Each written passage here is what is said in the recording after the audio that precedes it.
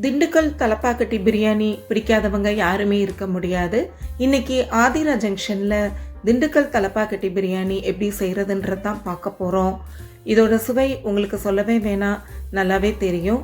வாங்க இதை எப்படி செய்கிறதுன்னு பார்க்கலாம். இது வரைக்கும் நம்ம சேனலை சப்ஸ்கிரைப் பண்ணாதவங்க சப்ஸ்கிரைப் பண்ணிவிட்டு பெல் ஐக்கானை ப்ரெஸ் பண்ணிவிடுங்க. இந்த பிரியாணி செய்கிறதுக்கு 3/4 கிலோ அளவுக்கு மட்டன் எலும்பும் கறியும் சேர்த்து பிரியாணி கட்டுன்னு சொல்லி கொஞ்சம் பெரிய சைஸாக கட் பண்ணி வாங்கியிருக்கேன். நல்லா கழுவிட்டு அதில் 1.5 டீஸ்பூன் தனி மிளகாத்தூள், தேவையான அளவு உப்பு, கொஞ்சம் தண்ணி ஊற்றி மூடி வச்சு மீடியம் ஃப்ளேமில் வச்சு 4 விசில் விட்டுருங்க.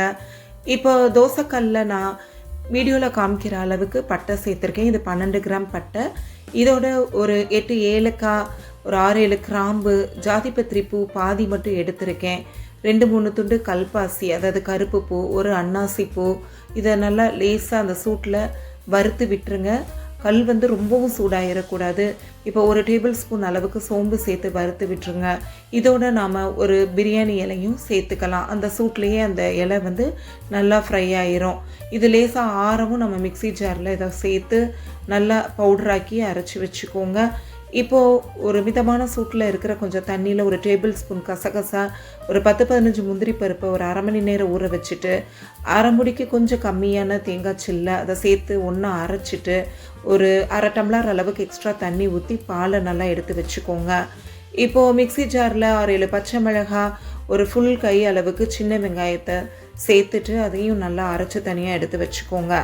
இப்போ அடிகனத்த பாத்திரத்தில் 50 ml அளவுக்கு கடலெண்ணெய் ஊற்றிக்கோங்க. 1 டேபிள் ஸ்பூன் அளவுக்கு நெய் போட்டுட்டு ஆட்டு கொழுப்பு கொஞ்சம் போல் சேர்த்துருக்கேன். அதையும் நல்லா வதக்கி விடுங்க. அது நல்லா உருகிரும். அதுக்கப்புறம் நம்ம அரைச்சி வச்சுருக்க பச்சை மிளகாய், வெங்காயம் விழுது அதில் சேர்த்து நல்லா வதக்கி விடுங்க. அடுப்பை மீடியம் ஃப்ளேம்லேயே வச்சுக்கோங்க. இப்போ இதோட 3 டேபிள் ஸ்பூன் அளவுக்கு இஞ்சி பூண்டு பேஸ்ட்டு சேர்த்துக்கோங்க.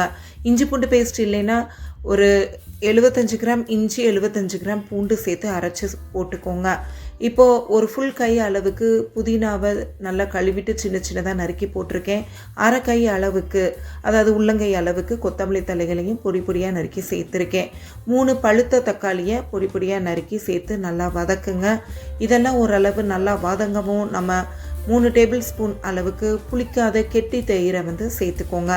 சேர்த்து அதையும் நல்லா வதக்கி விடுங்க. இப்போது இதுக்கெல்லாம் தேவையான உப்பை போட்டுக்கோங்க. போட்டு நல்லா வதக்கிட்டு நம்ம மிக்சி ஜாரில் பொடி பண்ணி வச்சுருக்க அந்த மசாலா பொடியையும் இதில் சேர்த்துருங்க. சேர்த்துட்டு 1.5 டேபிள் ஸ்பூன் அளவுக்கு மல்லித்தூள் சேர்த்துட்டு அதையும் நல்லா வதக்கி விட்டுருங்க. ஒருவேளை உங்கள்கிட்ட மல்லித்தூள் இல்லைன்னா 3 டேபிள் ஸ்பூன் மல்லி விதையை முதல்லையே வறுத்து அரைச்சிருங்க. இப்போ நம்ம அந்த தேங்காய் பால், மட்டன் நல்லா வேக வச்ச தண்ணி மட்டும், அது போக எக்ஸ்ட்ரா தண்ணி, இதெல்லாம் நம்ம அரிசியை வேக வைக்கிறதுக்காக ஊற்றிக்கிறோம். இப்போ அரிசின்னு பார்த்திங்கன்னா சீரக சம்பா அரிசி 1/2 கிலோ எடுத்திருக்கேன். அதாவது காப்படி வீசும். அதுக்கு 2.5 மடங்கு அளவுக்கு இந்த தண்ணியெல்லாம் மொத்தமாக சேர்த்து ஊற்றிக்கோங்க. அடுத்து உரப்புன்னு பார்க்கும்போது எனக்கு 2.5 டீஸ்பூன் அளவுக்கு தனி மிளகாத்தூள் இழுத்துச்சு. உங்களுக்கு காரத்துக்கு தக்க நீங்கள் போட்டுக்கோங்க.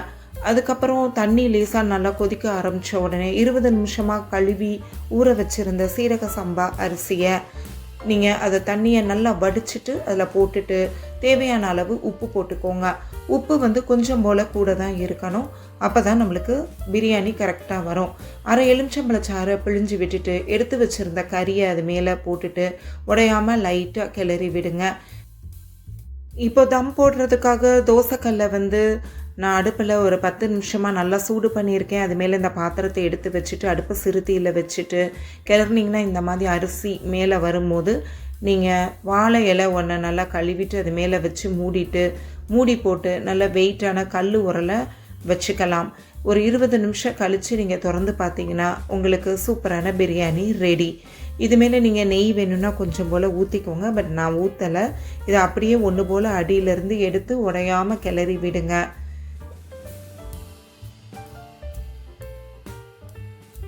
நான் எப்போவுமே பிரியாணி செய்யும் போது இந்த மாதிரி கிளறிட்டு மூடி போட்டு மேலும் ஒரு 10 நிமிஷம் அந்த சூட்டில் அப்படியே வச்சுருப்பேங்க. இப்போது நம்மளோட சூப்பரான திண்டுக்கல் தலப்பாக்கட்டி மட்டன் பிரியாணி ரெடி ஆயிடுச்சு. இந்த ரெசிபி உங்களுக்கு பிடிச்சிருக்குன்னு நம்புகிறேன். பிடிச்சிருந்தா ஆதிரா ஜங்ஷனை லைக் பண்ணுங்கள், ஷேர் பண்ணுங்கள், சப்ஸ்கிரைப் பண்ணுங்கள். மறக்காமல் பெல் ஐக்கானை ப்ரெஸ் பண்ணுங்கள். மேலும் உங்கள் வீட்டில் செஞ்சு பார்த்துட்டு கமெண்ட் பாக்ஸில் கமெண்ட்டும் பண்ணுங்கள். மீண்டும் ஒரு ரெசிபியோடு சந்திப்போம்.